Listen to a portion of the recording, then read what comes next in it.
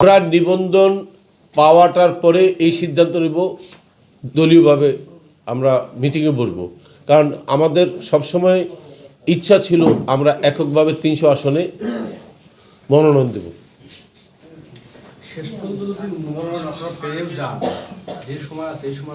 এই জন্য আমরা সময় প্রার্থনা করেছি, আমাদেরকে একটু সময় দিয়ে এই সময় প্রার্থনা করে আমরা চিঠি দিয়েছি নির্বাচন কমিশনকে যে আমাদেরকে শেষ মুহূর্তে যদি আপনারা নিবন্ধন দিতে আগ্রহ প্রকাশ করেন আমাদেরকে একটু সময় দিয়ে দিবেন, এটার জন্য আমরা অনুরোধ জানিয়েছি। নিবন্ধন না পেলে আপনারা আন্দোলনে যাবেন কিনা বা আইনি পদক্ষেপ নেবেন? আমরা আইনি পদক্ষেপে যাব।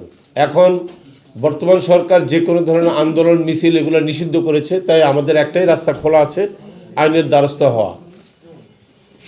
গণবিজ্ঞপ্তি জারি করার পরেও আম জনগণ পার্টিকে নিবন্ধন দিচ্ছে না নির্বাচন কমিশন, সেক্ষেত্রে আপনি কি মনে করেন যে এই নিবন্ধন দেওয়ার ক্ষেত্রে বিশেষ কোনো রাজনৈতিক দল বা কোনো ব্যক্তির হস্তক্ষেপ আছে নির্বাচন কমিশনের উপরে? আমার তাই অনুমান, আমরা শুধু অনুমান করতে পারছি, আমাদের কাছে তেমন কোনো কাগজপত্রের দালিলিক প্রমাণ নেই, কিন্তু আমরা বুঝতে পারছি যে নির্বাচন কমিশন এত স্বতঃস্ফূর্তভাবে আমাদেরকে নিবন্ধন দেওয়ার কথা আশ্বাস দিল, হঠাৎ করে তাদের অ্যাটিটিউড চেঞ্জ হয়ে গেছে, দৃষ্টিভঙ্গির পরিবর্তন ঘটেছে।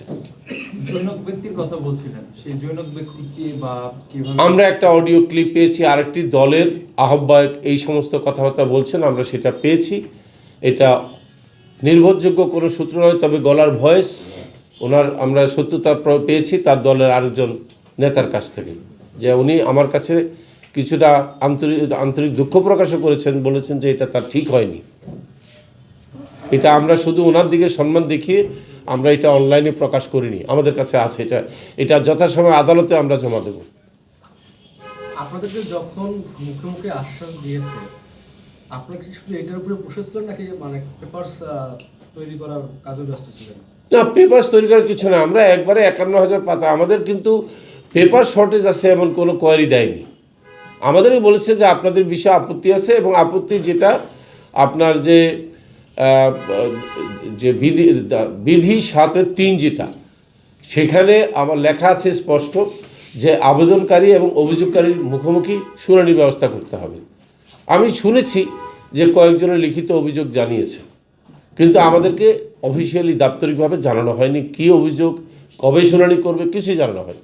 আমরা কয়েকজন বন্ধু এদের কাছ থেকে জানতে পেরেছি, তারা আমাদেরকে জানিয়েছে। না, এটা আমাদের কাছে স্পষ্ট নয়, এই জন্য আমি আশা করব আমাদেরকে জানানো উচিত ছিল যে অভিযোগগুলো কী, এটাও আমরা জানি না। তবে সচিব মহোদয় বলেছিলেন যে তাদের ব্যাপারে কিছু ফাইন্ডিংস আছে, আমরা পর্যবেক্ষণে রাখলাম, আমরা জানাবো, সেটা অনেক দিন হয়ে গেছে। স্বরাষ্ট্র মন্ত্রণালয় থেকে যে চিঠি দেওয়া হয়েছে তারা উত্তরটি দিচ্ছেন, আপনারা কি মনে করেন যে তারা দায়িত্ব অবহেলা করছেন? আমি শুধু এটাই বলবো না, আমি বলবো এটা অত্যন্ত দুঃখজনক যে আমাদেরকে সেখানেও অবহেলা করা হচ্ছে, জানানো হচ্ছে না যে কি উত্তর দিয়েছে। আমরা তো একদম বলবো কি আর একদিন বাকি আছে মনোনয়নপত্র জমা দেওয়ার, আমরা এই মুহূর্তে কী করব এটা একমাত্র এখন আল্লাহর উপরে ভরসা করে বসে আছি আর আইনের দরজার দিকে তাকিয়ে আছি। আমরা অবশ্যই আইনের দরজা খটখটাবো, যাব, কারণ আমার সেটা ন্যায্য অধিকার, সাংবিধানিক অধিকার, আমাকে আমার অধিকার থেকে তবে আমরা এটা আশা করিনি। আমরা এখন সন্দিহান, যারা এই সামান্য চাপ নিতে পারেন না তারা নির্বাচনের সময় বড় চাপ কীভাবে নেবেন, তখনও তো আরও বড় চাপ আসতে পারে।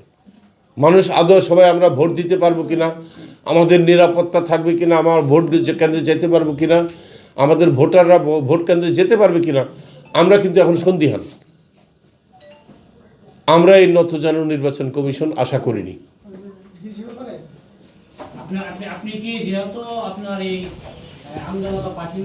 আম জনগণ পার্টি নিবন্ধন নিয়ে গাফিলতি করেছে নির্বাচন কমিশন, সেক্ষেত্রে কি নির্বাচন কমিশনের পদত্যাগ দাবি করতে পারেন কিনা?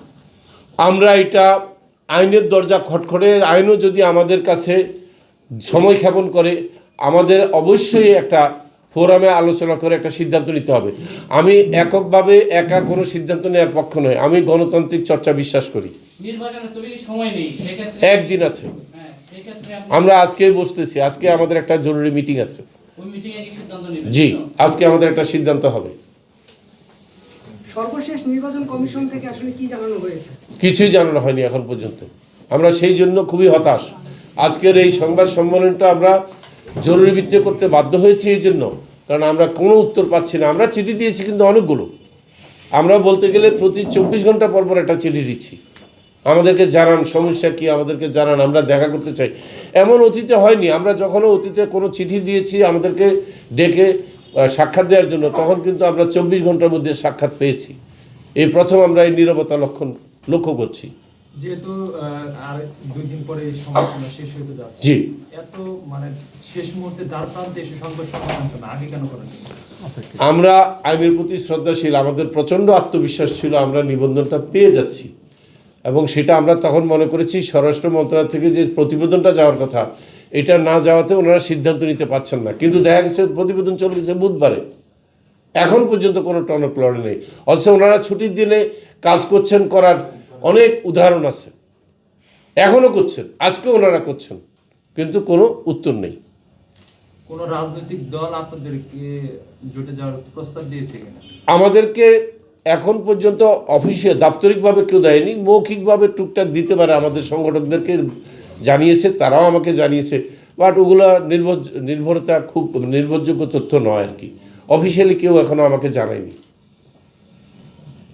নিবন্ধন না পেলে, শেষ পর্যন্ত নিবন্ধন না পেলে আপনারা তো নির্বাচন করতে পারবেন?